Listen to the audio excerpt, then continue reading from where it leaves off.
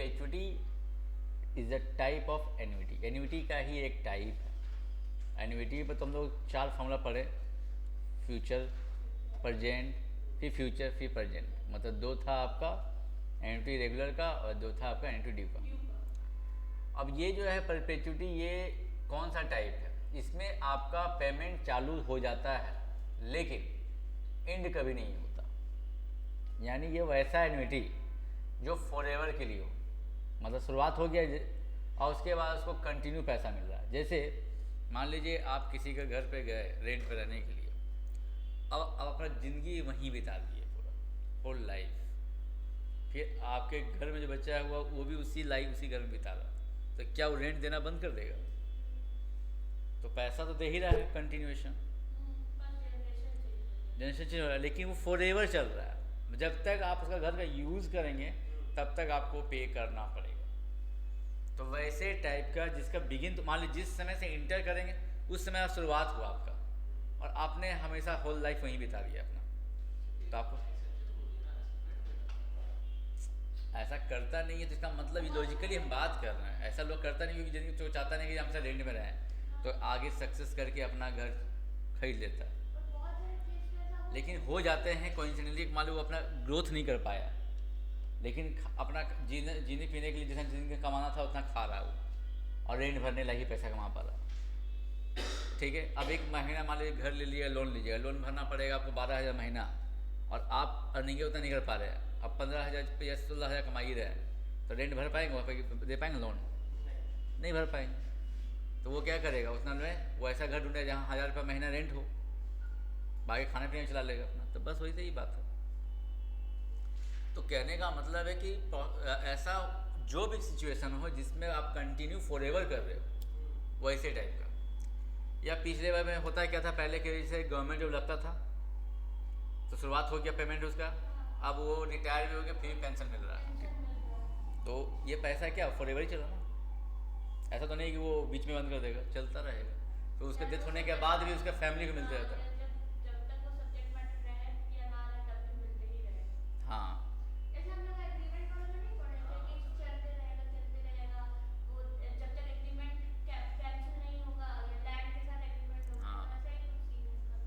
हाँ, तो बस वही है ये। तो ये भी एक एन्युटी का टाइप है जिसमें क्या लिखा, पीरियोडिक पेमेंट जो होता रहा है, जैसे बिगिंस ऑन फिक्स डेट, वो चालू होगा कोई फिक्स डेट में, लेकिन कंटिन्यू इनडेफिनेटली, मतलब अनिश्चित काल तक के लिए, इसको ये इंडेफिनेटली कहता है, उसी को परपेचुअली कहते हैं। बात में आ गया चलिए यहाँ तक। चलिए अब आते हैं यहाँ पर, इसका फॉर्मूला क्या है। अब एक बात बताओ, आपसे इसमें ये पूछा जाए कि बताइए फ्यूचर में आपको कितना पैसा मिलने वाला है। जैसे आप जिस घर पे रेंट में रह रहे हैं, हम रेंट वाला जो जिसका जो ओनर है, हमसे जाके पूछेंगे कि इस बंदे से आपको पैसा फ्यूचर में कितना मिलेगा टोटल, क्या वो बता पाएगा? उसका तो एंड ही नहीं पता चला कहाँ तक ख़त्म करेगा, 10 साल रहेगा 50 साल रहेगा, ये बताएगा तब हम कैलकुलेट कर लेंगे उसको। वो तो फॉरएवर चल रहा है। तो इसका सेंस ये बनता है कि परपेचुटी में फ्यूचर वैल्यू कभी नहीं पूछा जाता, उसका कोई फॉर्मूला नहीं होता, बताना पॉसिबल ही नहीं है। तो इसमें आप क्या बता सकते हैं, प्रेजेंट वैल्यू, मतलब जो पैसा आप कंटिन्यू देते चले जाओगे उसका प्रेजेंट वैल्यू क्या है वो आप बता सकते हैं। अब सोचेंगे सर ये कैसे पॉसिबल है, जो पैसा एंडिंग ही नहीं बचा रहा, कितना कलेक्ट हो पाएगा, तो उसका हम प्रेजेंट वैल्यू कैसे बताएं? जैसे एक बात बताइए, पहले चलता था 25 पैसा, जहाँ देख सुने हैं आप लोग, ये देखे हैं? हाँ, देखे भी हैं। देखिए उसका आज के डेट में क्या वैल्यू है? जीरो हो गया। नहीं, पर बहुत वैल्यू है सर, एक तरह से देखा जाए तो। अरे उस तरह से नहीं बात कर रहे, ऐसे मार्केट में लेन देन नहीं कर पाएंगे आप, वो तो हो गया ये यूनिक चीज़ हो गया मेरे लिए, उसके लिए होना ना, उसके लिए अलग बात है। मतलब मार्केट के हिसाब से उसका कोई इंपॉर्टेंस नहीं रह गया। ठीक है, तो कहने का मतलब है कि पैसा तो है फिर भी इसका वैल्यू जीरो हो गया। तो पैसे का वैल्यू एक समय के बाद, कोई भी क्वांटिटी होता ना एक समय के बाद जीरो बन सकता है। हो सकता है आज 1,000 रुपये का वैल्यू है, आने वाले समय में 50 साल या 2 साल 100 साल बाद, जितनी बात करिए 5,000 साल बाद जब अगर, तो 1,000 रुपये जीरो ही हो जाएगा। हाँ, जैसे बंद हो गया, कोई वैल्यू नहीं है। तो कहने का मतलब एक पैसे का कोई भी क्वांटिटी होता है ना, उस समय के साथ गायब होने लगता है, तो वैल्यू डिक्रीज कर रहा है, घटते घटते घटते जीरो हो जाता है। तो भले पैसे लिखने में लगे 1000 रुपया है या कोई वैल्यू, वो पैसे ख़त्म ही होंगे लास्ट में। तो हम एक समझ सकते हैं कि वो उस पैसे का कुछ ईयर तक वैल्यूज़ है, तब उस जितना ईयर तक उसका वैल्यूज है वहाँ तक सम हो जाता है, और उसके बाद का वैल्यू जीरो हो जाता है। तो उसका हम प्रेजेंट वैल्यू बता सकते हैं। अगर पैसे का वैल्यू हमेशा इंपॉर्टेंट रहेगा, हमेशा हर साल एक ही जैसा उसका इंपॉर्टेंस है, 200 साल तक वैसा ही इंपॉर्टेंट, तब आप प्रेजेंट वैल्यू नहीं बता पाओगे कंटिन्यू अगर से रहिए वैल्यू तो, जो कि ऐसा होता नहीं। हमेशा वैल्यू क्या होती जा रहा है, कंटिन्यूएशन घटते जा रहा है, घटते जा रहा है, घटते जा रहा है, घटते। तो एक समय के बाद उस पैसे का देखने में वही पैसा है, लेकिन उसका कोई इंपॉर्टेंस नहीं है, वो जीरो हो गया इस वैल्यू का। तो वहाँ जहाँ जो जीरो हो जाता है आगे, तो उसका फॉरएवर से जीरो ही हो गया वो। अब 25 पैसा का वैल्यू कमी आने वाला समय में 25 पैसा का यूज नहीं होगा। जब अभी ख़त्म हो गया तो आने वाला समय में भी नहीं होगा, तो हमेशा के लिए बंद हो गया वो, समझो। तो बस वही चीज़ हम ध्यान चाह रहे हैं। तो आप जो भी वैल्यू चल रहा है, मतलब 1000 रुपया आप जमा कर रहे हैं, या उसको रेंट देते जा रहे हैं, देते जा रहे हैं, देते जा रहे हैं, 200 साल के बाद 1000 रुपया जीरो हो जाएगा इसमें। तो हम 200 साल तक का वैल्यू जोड़ेंगे, उसके बाद उसका वैल्यू कोई मतलब नहीं है। भले आप दे रहे हो 1000 रुपया, लेकिन कोई इंपॉर्टेंस नहीं है उसका मेरे लिए, तो हम उसको काउंटिंग में प्रेजेंट वैल्यू में काउंट नहीं करेंगे। तो यहाँ पर वही चल रहा है।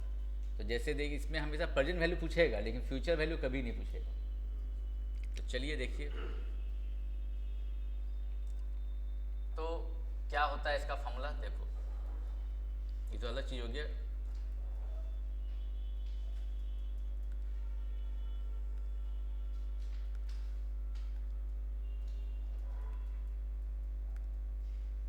देखो,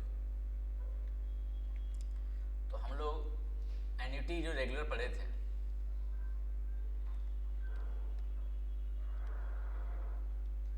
उसका प्रेजेंट वैल्यू का फॉर्मूला क्या था, याद है? R/I 1 - 1 + I, ये था। तो ये तो n ईयर के लिए है, लेकिन n अब जो हम परपेचुटी पे अप्लाई करेंगे इस चीज़ को, तो उस केस में n क्या बनने वाला है, इन्फिनिटी। परपेचुटी के केस में क्या हो जाएगा, n इन्फिनिटी बन जाएगा, काफ़ी लार्ज हो जाएगा। अब एक बात बताओ, जैसे 2 का पावर मान लीजिए 2 है, तो इसका वैल्यू क्या होगा, 4। 2 का पावर 3 हुआ तो 8। ये वैल्यू बड़ा होते जा रहा है, छोटा होते जा रहा है, बड़ा होते जा रहा है। इसी का रेसिप्रोकल वैल्यू देखो, 2 का पावर -2 यानी 1/2², इसका वैल्यू क्या हो गया,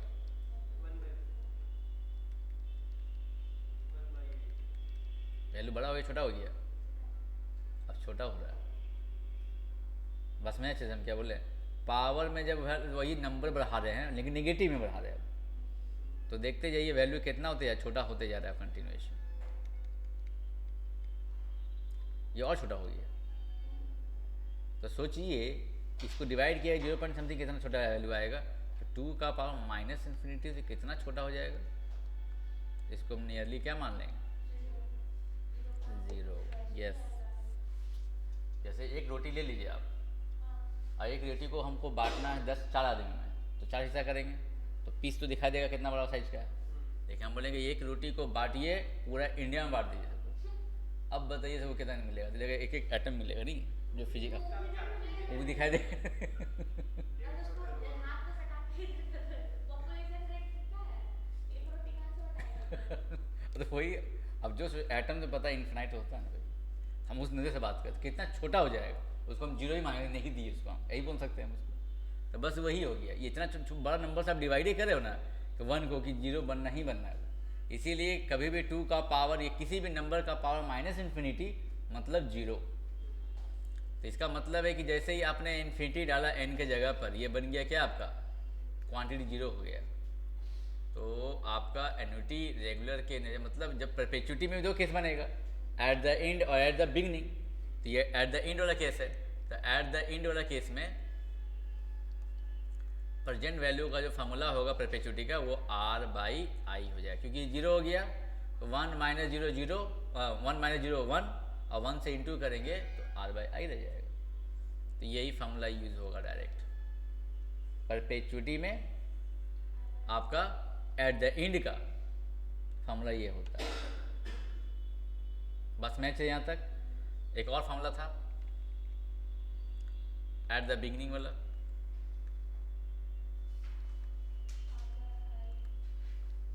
तो उसमें फॉर्मूला क्या लिखाए थे, पी वी का R by I, R plus भी था ना उसमें,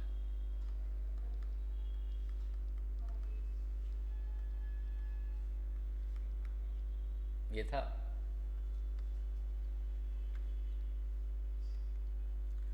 are plus R by I, और ये पता है कि एन क्या हो गया, इन्फिनिटी है, हम तो इन्फिनिटी के लिए पढ़ रहे हैं। इन्फिनिटी में 1 घटाइए आप तो इन्फिनिटी रहे, समुद्र में एक बाल्टी पानी निकालने थोड़ी फर्क पड़ेगा उसको। तो वही बात होगी, इन्फिनिटी में एक घटा भी दी है तो भी ये आपका इन्फिनिटी ही है, और माइनस इन्फिनिटी अभी भी ही है फाइनली, मतलब माइनस इन्फिनिटी -1 को हम माइनस इन्फिनिटी ही कहेंगे, और ये माइनस इन्फिनिटी मतलब 0 हो गया, तो ये तो हट गया। अब 1 इंटू ये करेंगे तो आपका ये फाइनली आएगा। तो इस केस में प्रेजेंट वैल्यू का फॉर्मूला ये लगेगा, मतलब एट द बिगनिंग के केस में ये फॉर्म लगेगा प्रेजेंट वैल्यू का परपेचुटी में, और एट द एंड रहेगा तो प्रेजेंट वैल्यू का फॉर्मूला आर बाई आई लगेगा। ठीक है, यहाँ तक इसको लिख लीजिए।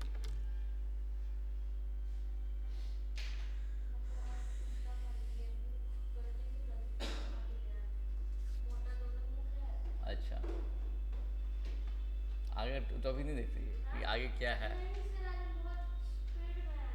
स्पीड में आई, कितना स्पीड से आती है, हमसे कितना स्पीड से आती है, बेकार मान नहीं। आज जाम ज़्यादा है कुछ, बहुत ज़्यादा जाम है, जाम के चक्कर में हम फंस जाते हैं।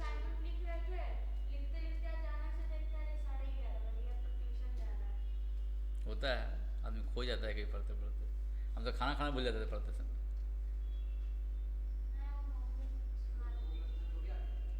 भूख लगता ही नहीं था, खोए रहते थे, मजा आता था क्वेश्चन बनाने में ना। जो चीज़ का इंटरेस्ट आता है ना, जो चीज़ का तुमको इंटरेस्ट लगेगा उसमें भूख नहीं लगेगा।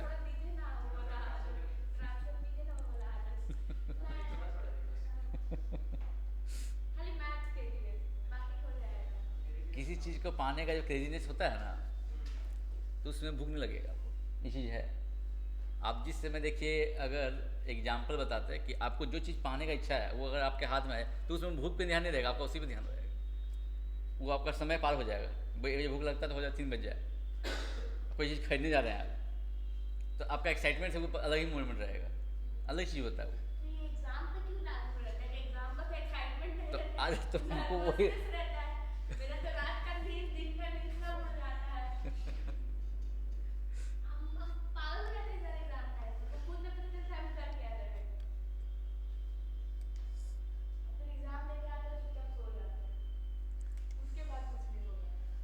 चलो देखो यहाँ फॉर्मूला लिख दिया ये परपेचुइटी का, देखिए आर बाई आई है, और चलिए इस पर एक क्वेश्चन भी कर लेते हैं। क्या लिखा है, Ramesh wants to retire and receive 300 a month. अच्छा, उसको पर मंथ 300 रुपया और 3000 रुपया मिल रहा है, और he wants to pass this monthly payment to future generation after his death. अपने मरने के बाद अपने फ्यूचर जनरेशन को ये पैसे को मंथली जो पेमेंट को पास करना चाहता है, ठीक है। ही कैन अर्न, और वो आपको कितना पैसा इंटरेस्ट देगा, 8% कंपाउंडेड एनुअली। तो आपको ये बताना है कि how much will he need to set aside to achieve this perpetuity goal. क्या कहने का मतलब है, जैसे वो चाहता है कि जो हमको पैसा 3000 रुपया कंटिन्यू मिल रहा है, मान लीजिए आपका जॉब लग गया, गवर्नमेंट जॉब, आप काफ़ी साल तक काम करोगे, और आपको ये भी बात पता है कि बैंक में जब पैसा या कोई सी चीज़ म्यूचुअल फंड में किसी चीज़ में डालते हैं, इन्वेस्ट करते हैं, तो वो उसका इंटरेस्ट देता है। मान लीजिए साल भर में ही दिया, साल भर में मान लीजिए आपको मिला 3000 के हिसाब से 12 महीना में कितना हो जाएगा, 36,000। अगर आपको बैंक 36,000 रुपया इंटरेस्ट दे रहा, मतलब आपने इतना अमाउंट डाल दिया उसमें बैंक में कि आपको साल भर में 36,000 वो इंटरेस्ट दे रहा। सिर्फ होता ना, 1 करोड़ रुपये डाल दिए, 2 करोड़ रुपये, जितना पैसा आप जमा किया डाल दिए, तो वो पैसा आपने डाल दिया, बैंक आपको 8% का रेट से दे रहा है, ये भी आपको दे दिया है, तो आप पैसा बैंक में कितना जमा कर देंगे ताकि बोला ना कि मेरे मरने के बाद उस पैसा उसको फ्यूचर जनरेशन को मिलता रहे, भले वो जहाँ से अर्न करा था वहाँ से नहीं मिल रहा उसको बैंक से मिल रहा है, मतलब घुमा फिरा के वो अलग दिमाग वही लगा रहा है, बस उसको जो पेमेंट मिलता है 3-3 हज़ार रुपये हर महीना, वो उसको डायरेक्ट 36,000 मिलेगा साल भर में। तो बात तो वही हुआ, 3,000 रुपये पर महीना ही वो मिला। तो वही बोलना चाहता है कि उसके लिए उसको कितना पैसा को सेट कर लेना होगा ताकि ये परपेचुटी गोल जो उसका है फ्यूचर का, वो उसका फुलफिल हो जाए, अचीव कर ले उस चीज़ को। तो कितना पैसा उसको रखना पड़ेगा, बस मैं आगे चले यहाँ तक क्वेश्चन ये कहना चाहता। तो यह सोचिए कि इसका मतलब रेगुलर अमाउंट कितना रिसीव कर रहा है वो, 3,000 रुपया, ये मेरा आर का काम कर रहा है ये रेगुलर अमाउंट। 8% जो है वो आपका एनुअली है, जबकि पैसा रिसीव कैसे कर रहा है, वो डाल रहा है 3,000 रुपये नहीं डाल रहा है, मंथली डाल रहा है। तो 8% सोचो 12 महीना में 8% दे रहा है, तो एक महीना में कितना देगा, 8/12%। परसेंट का मतलब तो पता ही है, आपको हटाएंगे 1/100 लग जाएगा, काटिए 4 से, 2/300, इसको डिवाइड करेंगे कितना आ जाएगा, 0.0006666। अच्छा यही आ रहा ना, 0.00666 जो कंटिन्यू आ रहा है ना, कंटिन्यूएशन, उसको लास्ट में 7 कर दिया, राउंड ऑफ कर 6 आता ही रहेगा कंटिन्यू, क्योंकि 8% तो आपको एनुअली मिला ना, लेकिन आप तो यहाँ पर रिसीव जो पैसा कर रहे हैं 3,000 रुपया, वही आप बैंक में डाल रहे हैं, जमा कर रहे हैं आप, तो 3,000 रुपये जो देते बैंक तो आपको 8% दे रहा है, वो भी ईयरली दे रहा है। तो हर महीना कितना दे रहा है वो, हर महीना तो महीने के हिसाब से, तो 12 महीना में 8%, एक महीना में 8/12 हो जाएगा, तो वही है 0.0667% दे रहा है वो बैंक वाला आपको। ठीक है, अब इस क्वेश्चन में ये बताइए क्या ये लिखा है कि एट द एंड है या एट द बिगिनिंग है, तो हमको क्या समझना है इसमें, ये बात एट द एंड समझना, एट द एंड नहीं समझना। तो 3,000 पेमेंट तो एंड में दे ही रहा है उसमें, नहीं फिर भी मेंशन ना करें ना तो एट द एंड ही समझना आपको। तो आपको एट द एंड का परपेचुअल फार्मूला पता ही है, 3,000 बाई इतना कर डिवाइड कर दीजिए, R/I, आंसर इतना आई है, कितना आ गया, हाँ, यानी इतना रुपया अगर आप बैंक में रख देंगे तो आपको वो बैंक से उसको महीने का 3,000 के हिसाब से मिल जाएगा। अगर वहाँ पॉइंट के बाद अगर हम लोग 4 डिजिट ले तो आंसर अलग आता है, 4 6 7 हम ले लेंगे, 6 6 7 नहीं लेंगे, 6 7 ले लेंगे। अच्छा, तो उसमें होगा, हाँ वेरी करेगा, हाँ तो वो तो ऑप्शन में अगर वो मेरा वो ऑप्शन होगा तो फिर कैसे करेंगे। ऐसा जब देता है ना तो ऑप्शन अगर नियर बाई देगा ही नहीं कभी, क्योंकि अगर रीज़न ये है क्योंकि ये जो मेथड बनाया है ये भी परफेक्ट नहीं है 100%। परफेक्ट तरीका पता है क्या हुआ, जैसे आप अभी निकालें 2/300, ये तो अभी काटे नहीं है, अब काटने नहीं है तो इसका मतलब है कि आपका तो यही मेरा क्या हो गया, यही मेरा आई है 2/300, वो तो डिवाइड किए आप तो राउंड ऑफ में ले लिए ना, इसको राउंड ऑफ लेना ही गलत होता है परफेक्ट बात करें तो मैथमेटिक्स में। तो पूरा आंसर ही अलग आ जाएगा सर। यस सही बोले आप, 19.999। देखिए अभी हम दिखाते हैं उसमें क्या आएगा, 3,000 हम किए हैं सर। बाई 2/300, नहीं वो भी नहीं आएगा, देखिए ये है ना, यहाँ पर हम आई की जगह इसको लिख दिए, ये 300 कहाँ जाएगा, ऊपर जाएगा, इसको ऊपर कीजिए 2 आ जाएगा नीचे, 2 से इसको काटेंगे 150। 4,50,000। परफेक्ट आंसर ये है इसका, ये भी ऑप्शन में होगा और वो भी ऑप्शन में होगा, और जो जो मतलब हम इसको प्रीफर करेंगे बस में अच्छे से, लेकिन ऐसा देता नहीं है, वो पता है कि राउंड ऑफ के आसपास सब सेम है। जैसे इस क्वेश्चन में ये लोग जो बनाया है, ये लोग क्या किया है कि जब डिवाइड किया 2/300 को, तो आप तो जो आंसर ले रहे सॉल्व कर रहे हैं तो राउंड ऑफ वैल्यू नहीं लिए, आपका एक्चुअल आंसर तो आप नहीं ले रहे, आंसर तो आ रहा है एक्चुअली में 0.06666 कंटिन्यू आ रहा है, और वो एंड ही नहीं हो रहा, तो आप पूरा ले पाएंगे कभी, तो आपका कहीं ना कहीं डिवीजन में लैक है, कमी है उसमें। तो हम लोग वहाँ क्या कर रहे हैं, राउंड ऑफ कर दे रहे हैं काम में। तो राउंड ऑफ में करेंगे तो बड़ा अमाउंट पे इफेक्ट पड़ेगा ही। आपको पता है बैंक में भी अगर हम मान लो 0.5% को चेंज करते हैं तो बड़े अमाउंट पे बड़ा इफेक्ट पड़ता है। तो बस वही इफेक्ट दिख रहा है सर मुझे डाउट था क्या जी, इसी से। ना तो डाउट तो वो अभी पूछ लेना क्लास से वो होगा तो। अभी पहले यहाँ देख लो, इसमें कोई दिक्कत यहाँ तक। जैसे ये बोली कि 4.5 लाख के ऑप्शन हो सकता है 4,49,000 हाँ तो ऐसा जब दे ना तो प्रीफर इसको करना, क्योंकि इसमें कोई आपने मिस्टेक नहीं किया है, आपने कोई अप्रोक्सीमेशन नहीं लिया है। आप जितना काम किए हैं एक्यूरेट कैलकुलेट कर रहे हैं। कहीं लगभग कम किए कि लगभग इतना दे रहे हैं, राउंड ऑफ कर दो, कहीं नहीं किया। मतलब ऐसे रहता है हाँ यही क्वेश्चन उठ के आ जाए और वो भी ऑप्शन हो और वो भी हो तो तब बोलो तो हम यही लेंगे, 4,50,000 लेंगे। जब ऐसा बात देगा राउंड ऑफ में देगा लगभग लगभग तब तो ऐसा रहता है या फिर क्योंकि नहीं बुक में वो रहता? आंसर है, हम लोग को मार्क्स नहीं मिलेगा अगर 4 नहीं ऐसा नहीं है।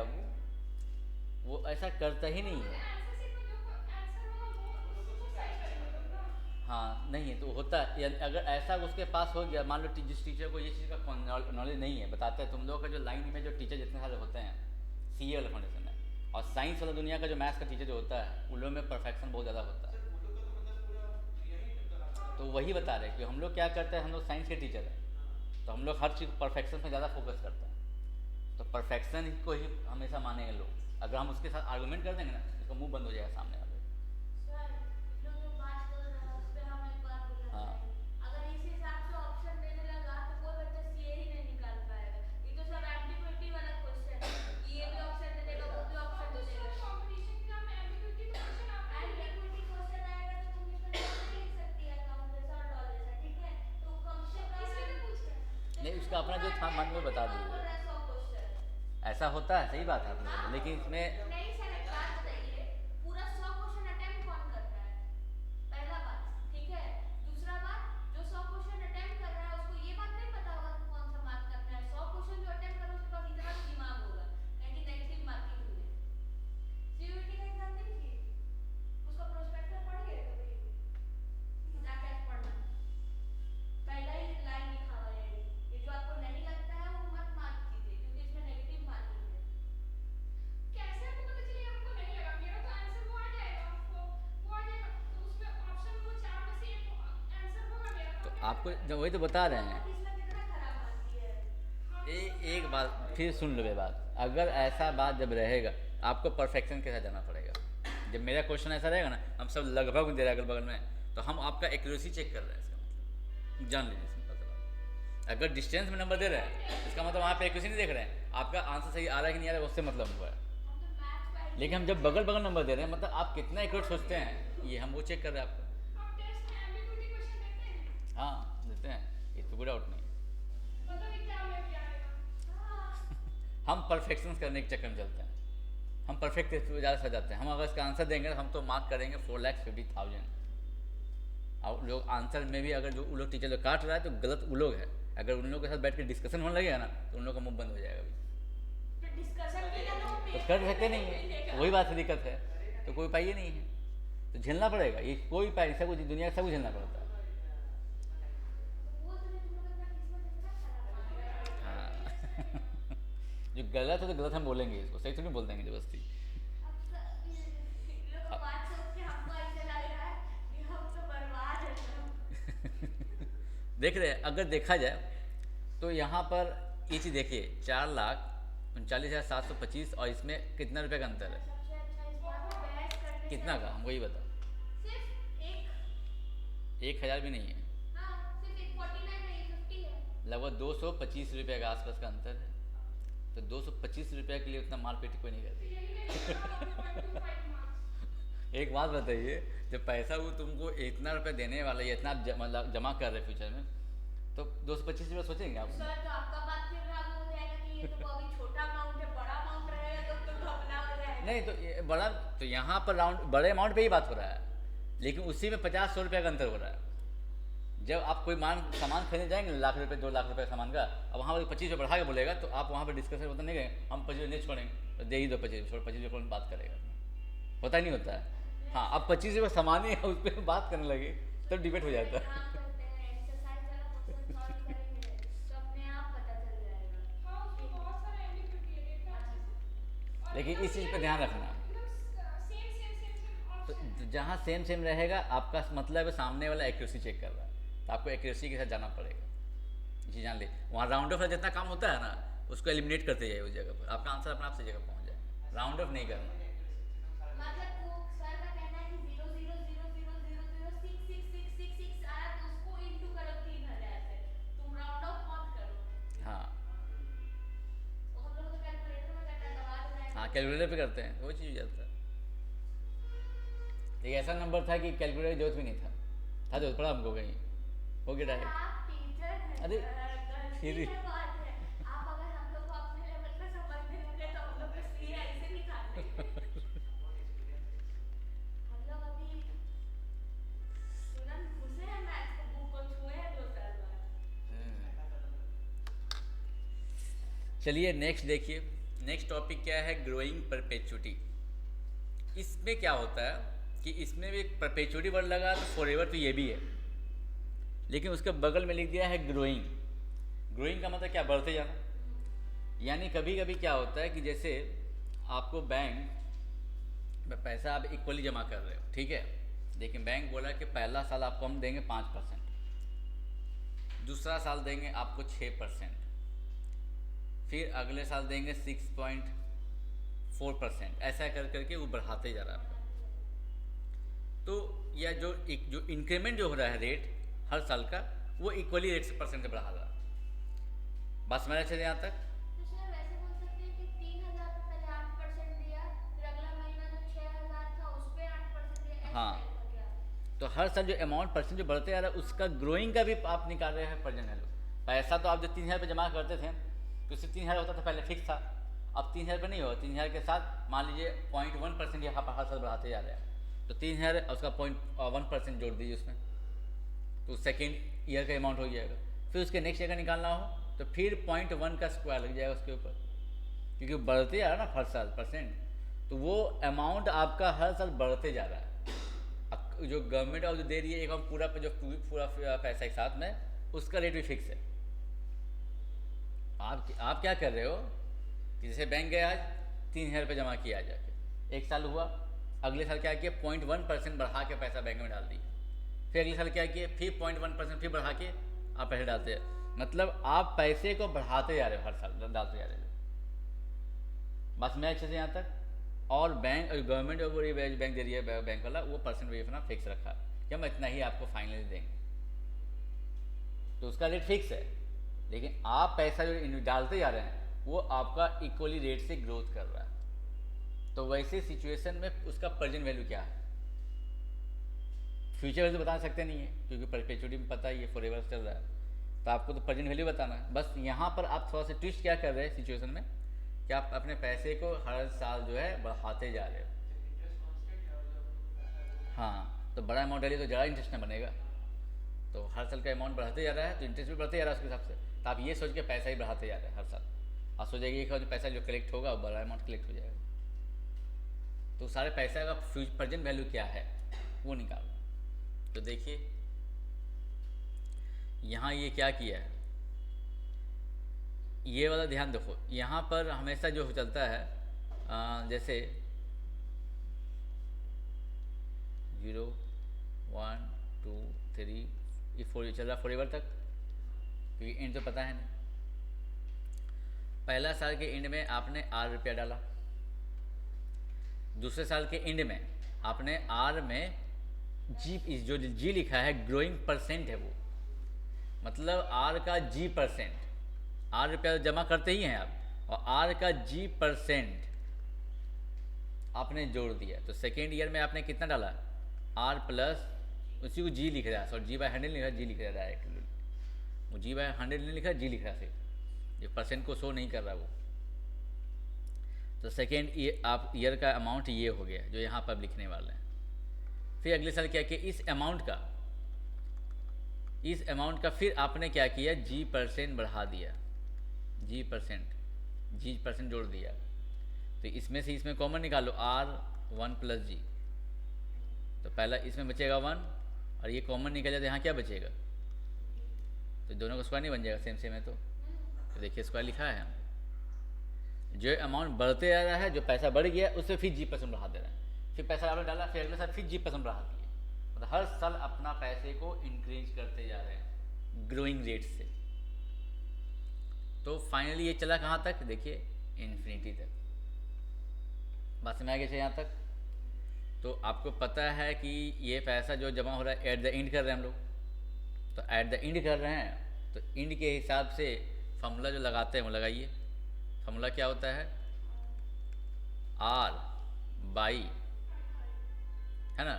देखिए आपका हर साल बढ़ते जा रहा है ना ये चीज़, तो क्या आर आपका फिक्स है इसमें, नहीं है, आर आपका चेंज होते जा रहा है। तो इसका मतलब है कि इसमें आपका रेशियो चेंज होते जा रहा है, तो रेशियो निकालना पड़ेगा, इसमें हमको लगाना पड़ेगा थोड़ा सा जीपी का सम का फॉर्मूला।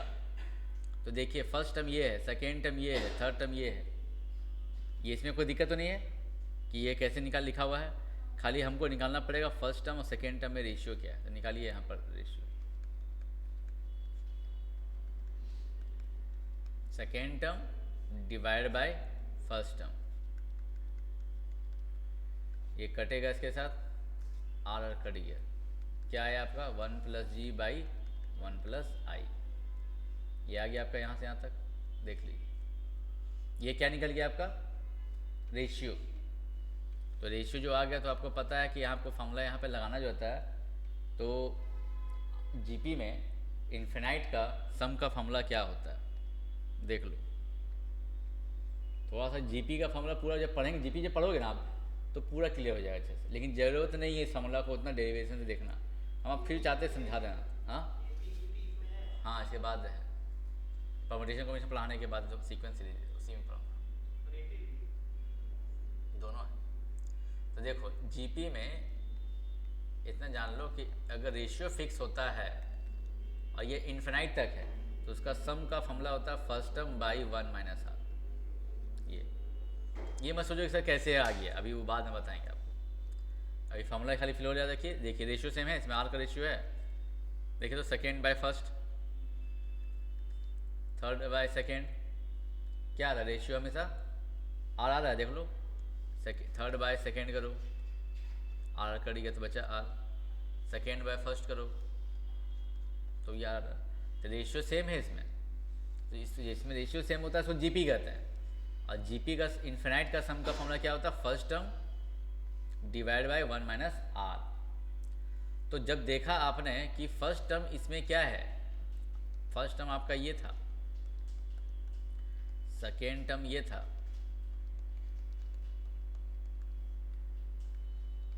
थर्ड टर्म हो गया आपका ये इन्फिनाइट तक है ना, तो इन्फिनाइट निकाल, इसका सम का फॉर्मूला लगा रहे हैं हम। तो इसमें मैंने अभी क्या रेशियो क्या निकाला, रेशियो इसका रेशियो आर नहीं आया, इसमें ना आया था, ये तो सम फॉर्मूला बताया था आपको।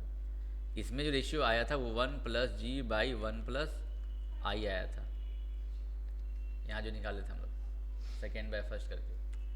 अब ये फॉर्मूला इन्फिनाइट का है, इसमें लगाइए फर्स्ट टर्म का फॉर्मूला, पहले ये लिखिए फर्स्ट टर्म,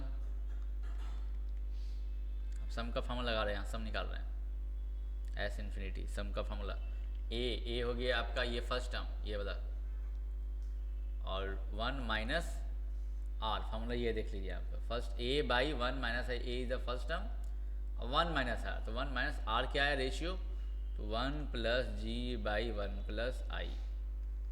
अब खाली कैलकुलेट कर दीजिए,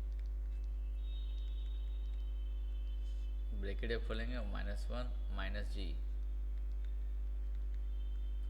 ये कैंसिल आउट हो जाएगा, 1 में कट गया, क्या बचा finally R by I minus G, I minus G, this is the formula, देख लीजिए R by I minus G. आपको यही याद रखना, आपको इतना डेरिवेशन की जरूरत तो नहीं है, आपको बेसिकली क्या याद रखना, ग्रोइंग परपेचुटी में फॉर्मूला क्या लगेगा, are by I minus G. आई क्या हो गया, जो गवर्नमेंट जो दे रहा है फिक्स रेट, और जी जो है आप अपना पैसा को जो हर साल ग्रो कर रहे रेट से, वो G%। एक क्वेश्चन देख ही लीजिए इसके ऊपर,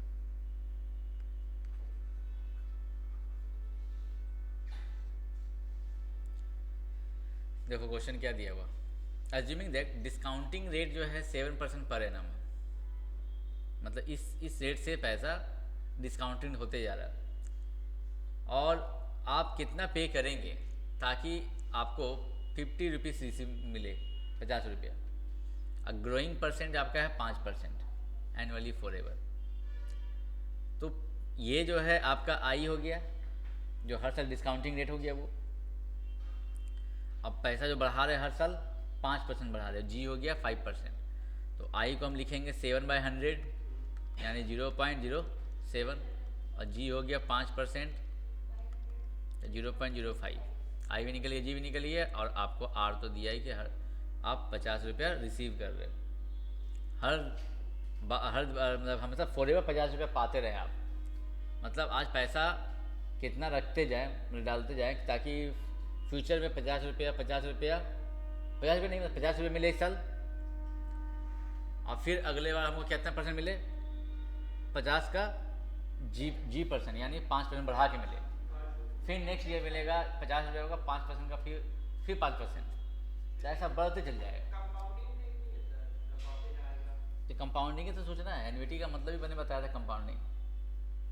50 का 5% मिल रहा है, तो फिर 50 का फिर दूसरा साल 5% ही नहीं मिलेगा, 5% प्लस करके फिर जो पहला बढ़ा ना 50%, 5 में बढ़ा ना, उस पैसे का भी 5%, तो वही कंपाउंडिंग है हुआ। 50 डिवाइडेड बाय 0.07 माइनस 0.05। हाँ, कितना आ रहा है देख लीजिए, 2500। यानी आप बैंक में अगर जो पैसा जो आपको बैंक देगा फॉरएवर तक 50 रुपये में 5 में बढ़ाते जो देते जा रहा है बैंक, मतलब बोल सकते हैं घुमा फिरा के कि प्रेजेंट के हिसाब से वो 2500 रुपया ही मिलेगा। फ्यूचर में जो मिलेगा टोटल पैसा, जो पैसा फ्यूचर में मिलने वाला है आपको, वो सारा पैसा का वैल्यू आज के डेट में 2500 रुपया। बात समझ गए थे यहाँ तक?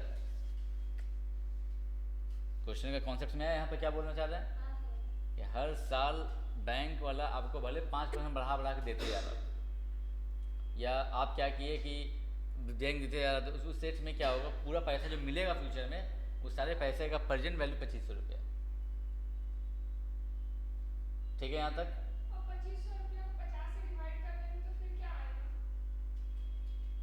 उससे कुछ नहीं आएगा, उससे क्या आएगा, वो तो पूरा पैसा आपका वैल्यू, उससे कोई क्वांटिटी नहीं आएगा, क्योंकि पैसे तो वैल्यू बढ़ते जा रहा है। आप ऐसे डिवाइड कर दीजिए, क्या मिलेगा, कोई सेंस नहीं उसका मतलब। हाँ, फार्मूला बहुत है, सारा फार्मूला याद रखना पड़ेगा। कुछ तो सेम फॉर्मूला है लगभग। हाँ है, लगभग सब सेम ही चीज़ है, एन्युटी जहाँ से शुरू हुआ है वहाँ से तो लगभग सेम फॉर्मूला सबका RY। थोड़ा चेंज हो रहा है। हाँ, जो थोड़ा प्लस माइनस 1 प्लस, बाकी लिखना होगा, एक जगह पर लिखना होगा ठीक से सब फॉर्मूला। चलिए अब देखिए नेट प्रेजेंट वैल्यू, बाकी सब टॉपिक पढ़ लीजिए, सब पीछे पढ़ा चुके हैं, खाली वही सब दिया हुआ। नेट प्रेजेंट वैल्यू क्या है? आपका पूरा सिंपल सा बात है, आपका टोटल जो इन्वेस्टमेंट हुआ और जो पैसा आपके हाथ में आया प्रेजेंट के डेज में, उस दोनों का डिफरेंस ही आपका क्या होगा, नेट प्रेजेंट वैल्यू होगी। वही बोलता है कि it might be possible to some additional investment may be required during the life of time of the project। जैसे कुछ क्या एग्जांपल दे रहा है, ये बताओ, नेट प्रेजेंट वैल्यू अगर 0 से बड़ा हुआ, इसमें एक क्वेश्चन आता है कि नेट प्रेजेंट वैल्यू अगर आपका 0 से बड़ा होगा तो आप उस प्रपोजल को एक्सेप्ट करेंगे, अगर लेस देन हो जाएगा तो आपको रिजेक्ट करना है उस प्रपोजल को। इस चीज़ को समझने के लिए आपको एक एग्जाम्पल देखना होगा। एग्जाम्पल देखिए आप, इस क्वेश्चन को पढ़िए, यहाँ क्या लिखा है, computer net present value for a project. Project के लिए नेट प्रेजेंट वैल्यू जो है आपको कंप्यूट करना है with a net investment of 1 lakh and net cash flows for per year is 55, फिर second year 80,000 and third year 15,000।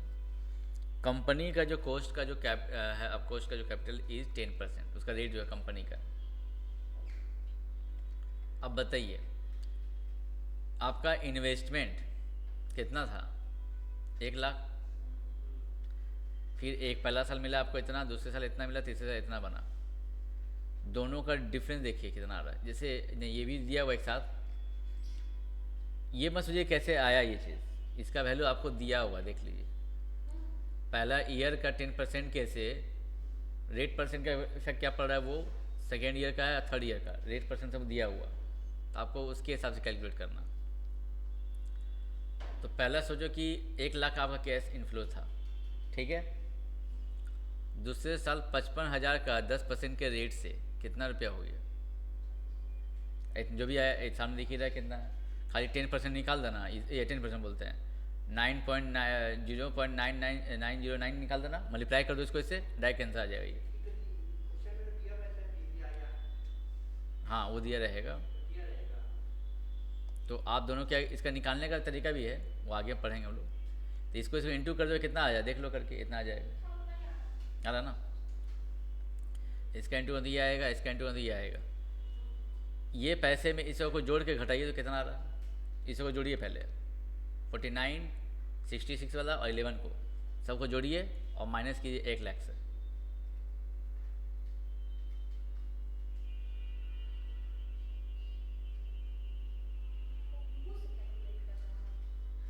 तो किसे कैलकुलेट करेगी, अच्छा वो कैलकुलेट करना है। अच्छा कितना आया, 22,155। नहीं किसको जोड़ी, 1 लाख को छोड़कर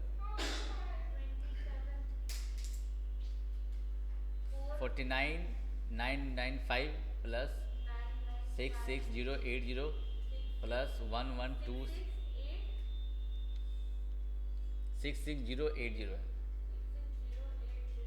प्लस 11,265 11265। तो आया होगा कितना वो 1,27,340 रुपया आया होगा, और उसमें से 1 लाख माइनस कर दीजिए, तो ये नेट प्रॉफिट आपका आया था। जो नेट प्रेजेंट वैल्यू मतलब नेट प्रॉफिट ही हो गया समझो।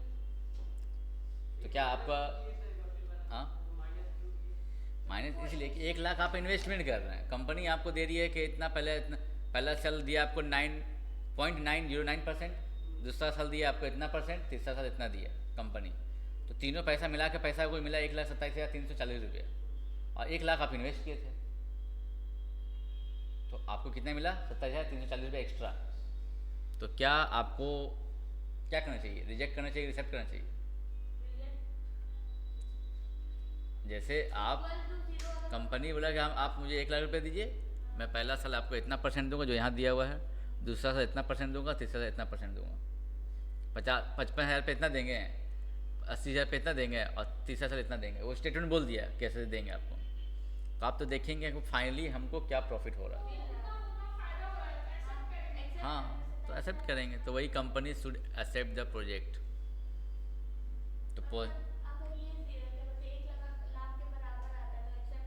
मतलब ही नहीं फिकर के, एक्सेप्ट कर लेना। तो यहाँ पर बस वही डिसीजन लेना था, इसके इसीलिए बोल रहा है एनपीवी अगर आपका 0 से बड़ा है तो एक्सेप्ट करना है, अदरवाइज रिजेक्ट कर देना, यही इसमें कॉन्सेप्ट है। ये कॉमन सा सेंस चीज़ है, नाम खाली दे देता है, डेंजर लगता है सुनने में। नेट प्रेजेंट वैल्यू बोलो चाहे प्रॉफिट वैल्यू, वही बात हुई। नॉमिनल रेट और रियल रेट ऑफ रिटर्न ऐसे डिस्कस किए थे बीच में, याद है एक दिन, अच्छा आप नहीं आए थे। नॉमिनल रेट का मतलब होता है stated interest rate. Stated interest rate का मतलब जितना उसमें लिखा हुआ पेपर में वो उतना परसेंट देने को रेडी है। मान लीजिए if bank pays 5% annually on saving account, then 5% जो हो गया वो नॉमिनल इंटरेस्ट रेट हो गया, क्योंकि वो लिखा रहेगा पेपर में उसका। बात में आ गया यहाँ तक। अगर आप 100 रुपया, इफ़ यू डिपॉजिट 100 रुपया फॉर 1 ईयर के लिए, तो आपको 5 रुपये एक्स्ट्रा मिलेगा इंटरेस्ट में, यही कहने का मतलब हुआ। हाँ मतलब 1 साल में 5 रुपये बढ़ा कर देगा, यानी 100 रुपया का 105 रुपये देगा। तो 5 रुपये जो आपको मिल रहा है प्रॉफिटेबली जो मिल रहा है वो worth less at the end of 1 year then it would have been at beginning. अगर आपको 5 रुपये जो प्रॉफिट मिल रहा है, हो सकता है उसका वैल्यू क्या हो, एट द एंड में कोई वैल्यू ही नहीं हो, क्योंकि इन्फ्लेशन रेट अगर आपका पैसे का ज़्यादा हो जाए तो 105 रुपये जो भी देगा 1 साल के बाद, वो आप फिर भी लॉस में हो, अगर महंगाई बराबर बढ़ी है बस मैं क्या चाहता कहना ये चाहता है कि जैसे 100 रुपये का सामान जो आज लेते हैं, आज हम मान लीजिए बैंक में जमा कर दिए, तो बैंक बोला कि आपको हम 1 साल के बाद 105 रुपये देंगे। तो बैंक तो 5 रुपये बढ़ा के दे रहा है, लेकिन महंगाई ज़्यादा 10% बढ़ गया, तो आप तो फिर लॉस में हैं। फिर 5% में लॉस। मतलब महंगाई, अब जो सामान 100 रुपये में जो खरीदते थे आप, अब वो इतना ही सामान खरीदने में आपको लग रहा है 120 रुपये, अब वो दिया सिर्फ 105 रुपये 1 साल के बाद, तो अब 15 रुपये लॉस फिर भी है आपको। यही बात समझाना चाहता हूँ। मतलब this is because inflation lower the value of money. Inflation क्या करता है, पैसा का वैल्यू को लोअर कर देता है बाद में। तो वही जो गुड्स, सर्विसेज, एसेट्स, ये सब रियल एस्टेट, ये सब केस में ऐसा होता रहता है। तो नॉमिनल जो इंटरेस्ट रेट है, कंसेप्चुअली बात करें तो ये एक सिंपल टाइप का इंटरेस्ट रेट होता है। इसमें आप जैसे सिंपली बोल सकते हैं, जैसे गिवन बॉन्ड में या लोन में लिखा रहता है, आपका पेपर जब लेते हैं, लोन लेता है इंसान या बॉन्ड पे जब लेता है, तो उसमें जो इंटरेस्ट रेट है वो लिखा होता है।